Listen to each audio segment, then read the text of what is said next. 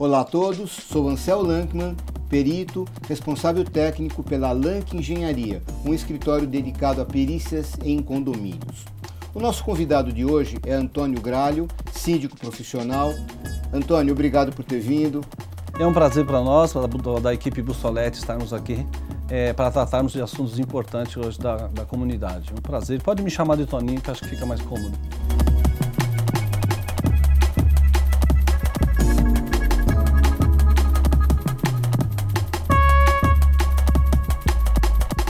Toninho, o assunto desse mês em São Paulo foi a queda da ponte da Marginal.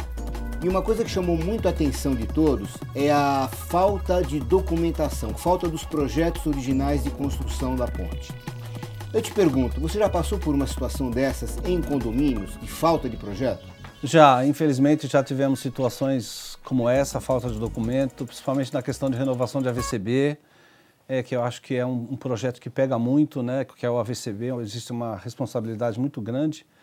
Então, num prédio ali em Moema, nós tivemos essa situação, onde o projeto estava caminhando muito bem. Quando nós levamos a aprovação do Corpo de Bombeiro, o próprio Corpo de Bombeiro informou que eles não tinham o projeto lá com eles, que tinha se passado muitos anos e que descartaram esse projeto. Então, acabou que o condomínio teve que contratar uma pessoa para fazer um novo projeto e levar a aprovação do Corpo de Bombeiro, e agora é um trâmite aí de 60 dias úteis que o condomínio está esperando por conta de um documento que a própria prefeitura ou o Corpo de Bombeiro já não tinha mais. E também o prédio, que deveria ter, também não tem mais esses projetos antigos. É um prédio já com uma idade bem avançada.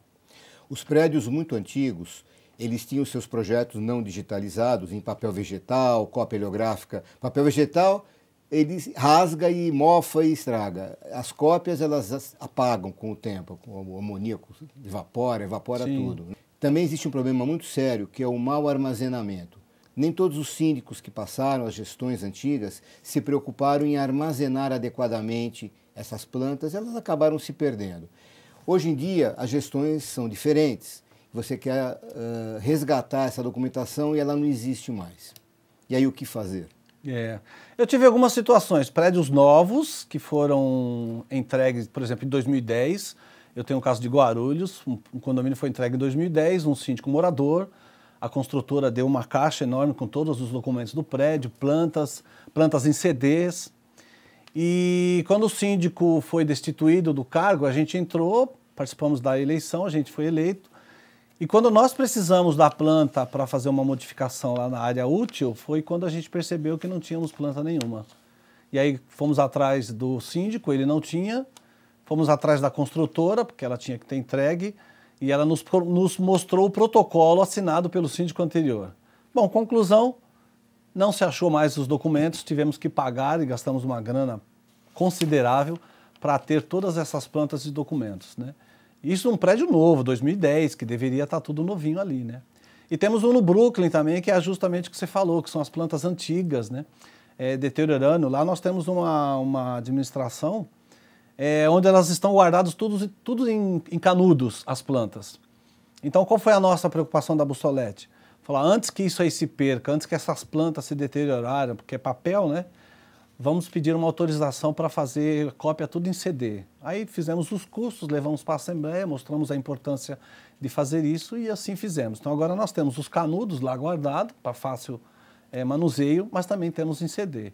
E é realmente um fato preocupante, muitos prédios antigos não têm, a gente não sabe por que, aonde se perdeu esses documentos e fica uma dificuldade da gestão que assumiu o prédio em solucionar um problema que requer o uso dessas plantas. Agora, existe uma coisa que é o seguinte, há uma diferença muito grande na gestão de um síndico profissional e de um síndico que é morador, que trabalha lá voluntariamente. Porque ele se acha numa certa posição e, de repente, por uma questão qualquer, ele perdeu o cargo para um outro morador que às vezes não é tão amigo dele, existe uma rivalidade, uma briga de egos, e, de repente, o que está saindo ele não vai ajudar em nada o que está entrando. Você já passou por uma situação assim? Isso é o que a gente mais passa, né? Como síndico profissional. Existem situações onde a transição ela flui muito bem, porque quem está saindo amigavelmente, se dá conta de que ele não tem mais condições de assumir o cargo de síndico por muitas questões, tempo, responsabilidade, as leis mudaram, então muitos condomínios estão optando por síndico profissional. E algumas situações onde ele está sendo destituído, onde estão pedindo para ele sair, não há mais um interesse na continuidade do cargo dele, né? Então, nessas situações onde o cara está sendo forçado a sair, onde ele puder atrapalhar, ele vai atrapalhar. Então, tudo que você pede para ele, ele fala, não sei. Vê com a administradora, vê com o zelador, vê na administração. E não é todo prédio que tem uma administração, não é todo prédio que tem um arquivo onde você vai encontrar todos os documentos.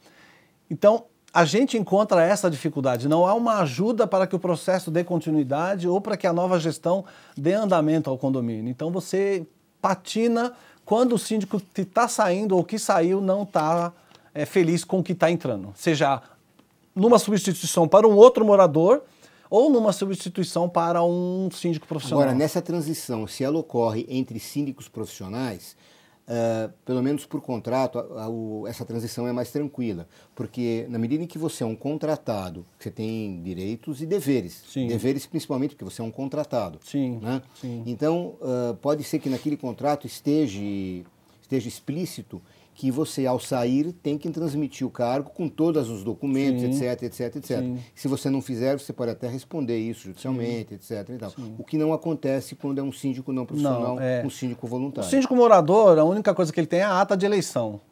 É só. Então, ele pode falar, numa transição, ele pode falar que não recebeu os documentos. Então, como é que ele vai passar algo que ele não recebeu? Ele pode argumentar assim. Um síndico profissional não. Um síndico profissional, no meu contrato, no contrato da Bussolete, inclusive reza que na nossa saída, seja de uma forma, porque venceu o mandato, aí eles, por uma determinação deles, vai ser síndico morador ou vai ser um outro síndico profissional, no nosso contrato reza que tem que ter aprovação de contas, que é para a gente sair já sabendo que tudo foi aprovado. E a transição ela deve fluir normalmente, porque a gente acredita que talvez futuramente a gente saindo pela porta da frente de uma forma amigável, quem sabe lá na frente a gente pode ser recontratado. Né? Então a gente, da mesma maneira que a gente entrou pela porta aberta, de uma forma bem amigável, a gente também quer sair. É lógico que há situações onde a gestão não combinou, o Bussolete sai, não tem o menor problema, acho que foi uma tentativa válida para todos os empreendimentos. Né? Então por isso que a Bussolete tem essa filosofia. Sai, entrega tudo que tem que entregar, porque nada é nosso, né? Eu não posso reter algo que não é meu. Então eu posso sim sofrer uma notificação extrajudicial para que os documentos possam ser entregues. A gente não quer isso, né? Para que essa necessidade? Eu fui recentemente notificado por um condomínio aqui na Vila Conceição, na entrega de uma planta. Né? Eu recebi uma notificação, fui até o cartório ali da 15 de novembro, e quando eu vi lá, estava um prédio que eu saí de uma forma muito amigável, acharam que não devia continuar. Aí liguei para a conselheira anterior, né? Falei, olha, não precisava, né, fazer isso. O documento está aqui, eu te entrego, não tem o menor problema dessa notificação via cartório, né? Ah, foi uma exigência do conselho e tal. Então, não é necessidade. Basta pedir, ó, você tem? Tenho, estou te mandando. Ah, não tenho. Interessante. Essa postura que você está me mostrando, ela revela uma coisa. É diferente um síndico profissional de um síndico que simplesmente recebe uma quantia ou uma isenção de condomínio para atuar como síndico. Não é porque ele está recebendo alguma vantagem financeira que ele passou a ser um síndico profissional. Um síndico profissional, ele está obrigado a uma série de requisitos que um síndico voluntário, recebendo ou não, ele continua sendo um voluntário, né? Ele não está obrigado àquilo. Inclusive com relação à preparação dele para atuar como síndico. Porque o síndico hoje ele está sujeito a uma série de imposições legais, cíveis, até criminais. Ele tem que se preparar para aquele cargo. Tem que saber como faz uma gestão econômica, como se faz toda a parte contábil do condomínio, como fazer profissionalmente que se toca uma assembleia. Não é simplesmente a vontade dele de ser síndico que o capacita a ser um síndico de alto nível.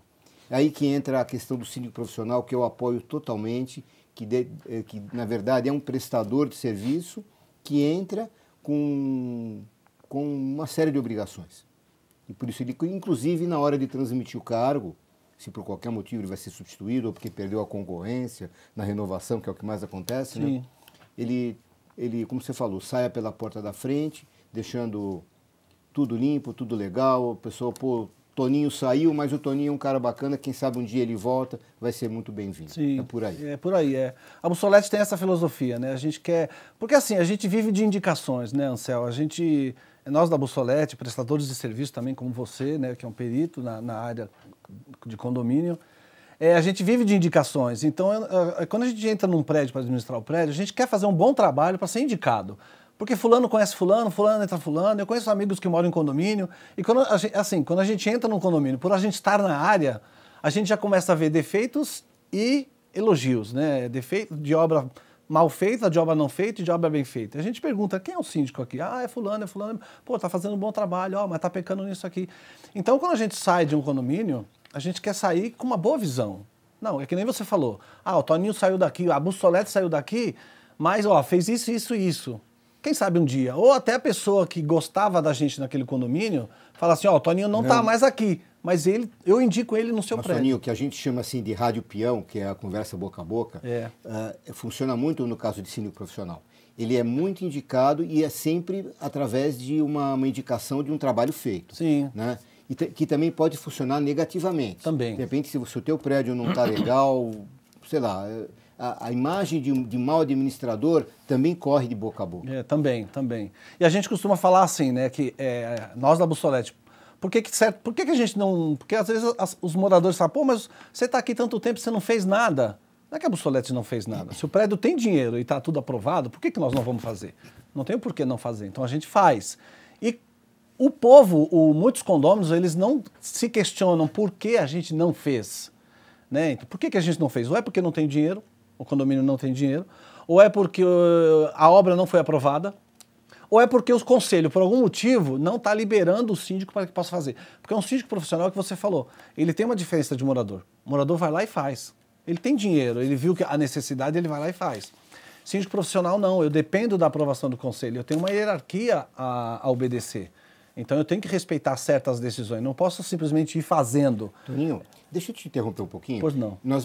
Você vai voltar aqui no nosso programa, ok, tá? Para a gente falar mais sobre a questão de síndico, sobre a ideia de profissionalização da função síndico. Ok. Eu queria me ater aqui à pauta que é documentação. Ok. Tá? E eu queria te fazer uma pergunta assim, meio final. Eu noto que existe uma preocupação muito maior dos síndicos, em geral, profissionais ou não, de guardar bem os documentos contábeis, em detrimento dos documentos técnicos, que são os projetos das plantas. Talvez porque os documentos contábeis possam até atingi-lo mais lá na frente com relação a uma má administração, desvio de dinheiro, que ele possa ser acusado, qualquer coisa desse tipo. Então ele se preocupa em manter aqueles documentos que são a prova da gestão financeira dele. Sim. Agora, na parte de documentação técnica, isso às vezes é relegado a um segundo plano, porque para que eu vou manter o projeto da entrada de força? É uma coisa que, sei lá, não vou usar. Um dia pode ser que precisa. Aliás, ele só vai sentir falta quando for necessário. Sim. Né? Na maioria dos casos. Na maioria dos casos. Então, documentos contábeis. Existe a lei que fala que os documentos eles devem ser guardados por 5 anos, né? Que são os documentos básicos. Tanto é que o síndico responde pela sua gestão por 5 anos, independente dele estar no cargo ou não, mesmo ele tendo saído. Por exemplo, se a Bussolete saiu de um prédio há 2 anos atrás, eu estou num período ainda de responsável pelas contas do condomínio. Então, a qualquer momento, alguém pode me cobrar, fazer um questionamento, coisa e tal. Então, por 5 anos, a gente deve guardar as pastas de prestação de contas. Mas também tem os documentos dos funcionários. Esses têm que ser, muitos desses documentos têm que ser guardados por 35 anos, por questões trabalhistas. Então, existe uma responsabilidade do síndico saber onde isso estão sendo guardados. E muitas vezes, 99% cai no colo da administradora. A administradora tem lá um arquivo onde ela guarda, ou ela repassa isso para o condomínio se vira e guardar isso lá no prédio. Agora, os projetos, isso é o que você falou, fica em segundo plano. As pessoas realmente não se importam muito porque acham que não vão usar. E pelo que a gente tem vivido, nós da Bussolete, a gente tem vivido, precisou, cadê? Não achou. Principalmente as questões da renovação do AVCB. É gás, é hidráulica, enfim, é elétrica. Você precisa estar correndo atrás. Não tem, cadê? Não tem planta, não tem projeto, não tem nada. Prédios antigos, então... É um problema. É um problema.